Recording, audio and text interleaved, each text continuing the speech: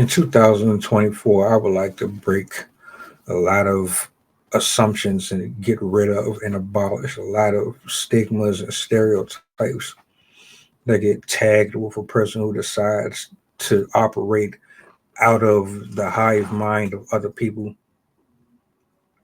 Everyone does not have to think like you, look like you, walk like you, talk like you. Everyone does not have to subscribe to the same things that you subscribe to.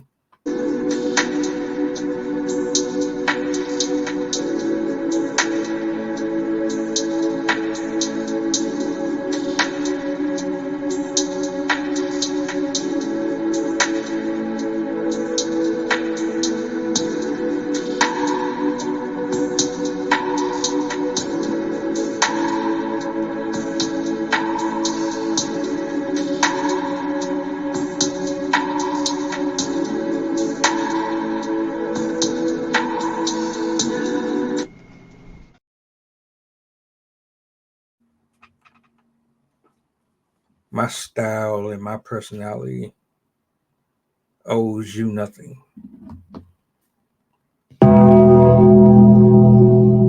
The way I walk, the way I talk, the way I see life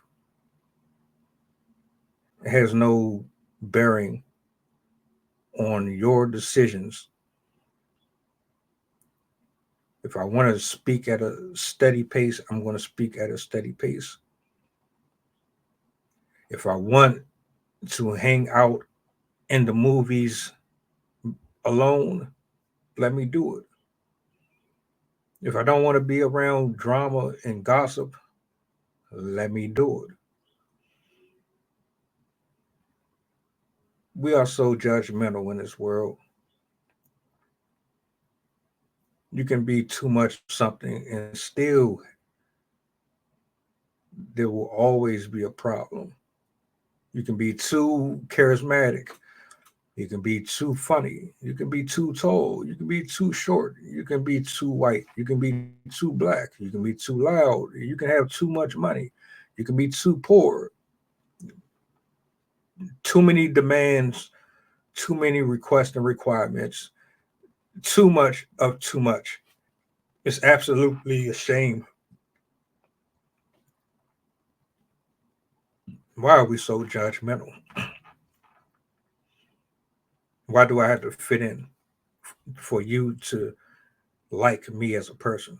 Why do I have to be like you for you to like this person? Why do I have to operate the way that you operate for me to be considered a good person or a good citizen or someone who contributes? What of what a lot of people tend to always miss in these situations. One, the loner does not require the same amount of attention as the next person who is constantly in need of it, constantly looking for it on social media, looking for it in the public point of perception, constantly looking for it on a job, constantly looking for it in the street. The loner doesn't need it. The loner knows how to love themselves and entertain themselves and give themselves their own affirmation. The loner is connected to a creator who needs nobody else, who stands alone. The loner knows how to enjoy his own or her company. They're more meticulous. They can navigate through BS. They know who's the user and who is the one that's there to uplift. They're the ones who can point out rats and snakes. They're the ones who know how to love properly. They're the ones who know how to give without wanting in return. But y'all look at the loner as a weirdo, someone who has some type of malfunction of the brain because they don't do things the way that you would like things to be done. They don't smoke, drink, or they've just gotten to a point in life where the risk isn't worth the reward. Why am I really investing in a friendship with somebody who's problematic? Why am I investing into a community of men that don't know how to fellowship properly? Why would I surround myself or invest any of my time and energy and my peace to be around folks that are negatively affected by the ways of the world? Why would I do that to myself? Who in their right mind is subjecting themselves to that type of torment and torture?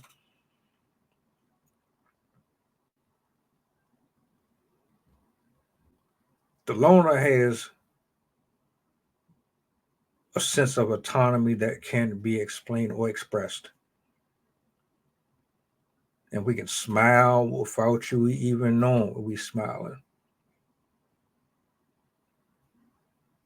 The loner does not need nor beg for a single person to fit into their circle because they are their own circle.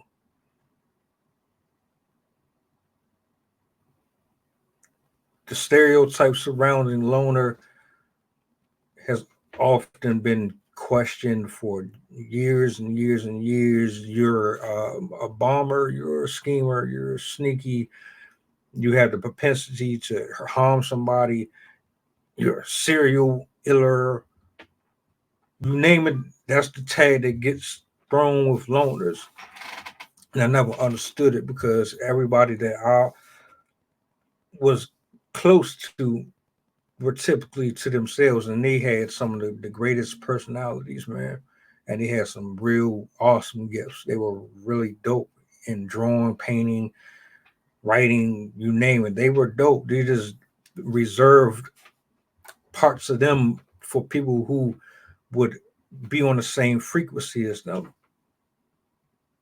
And the sad part is, you think that you're operating at such a high level of life when in all reality, your antennas are doing nothing but drawing in drama, sin, trouble, anger, heartache, pain, frustration, bitterness, vengeful thinking.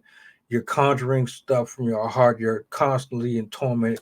You're not doing as great as you think you are. Extrovert, loudmouth, boisterous personality, bubbly. See, there's things that come with both, but the loner is looking through the exhibit glass and she watches what life does to each and every single one of you who chooses to partake in the things of the world, the earthly world, versus the spiritual side of it.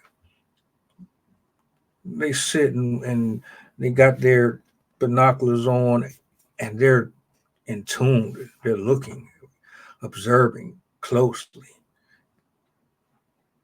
Then it comes down to this: what is worth being a part of your society?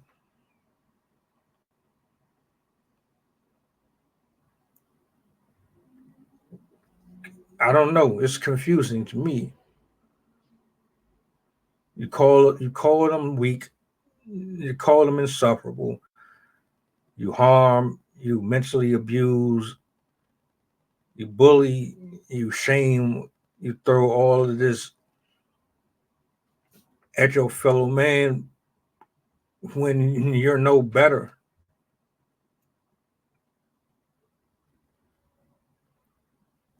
The power of the loner is a special gift. And yes, sometimes it can hurt. It can be a little sad. But you put this on a scale and you weigh the good with the bad.